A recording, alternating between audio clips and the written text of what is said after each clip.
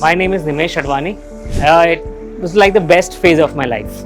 Yeah, I mean, my friends are here. A few of my friends are here now, and like those 1.5 years were just magical. It's a testament that we are still in touch. Since 17 since he joined MET, and 15 years since he passed out, and still our bond is very good. And it's just the best time. Trained us for the industry that we joined. Like I did shows with Big Synergy, which was the biggest production house in television at that time when we passed out. So yeah, it prepared us for what lied ahead. It's very emotional. Like even when I was coming to MET, the route that I took was the same that I used to take every day when I came to college. So it just got very emotional.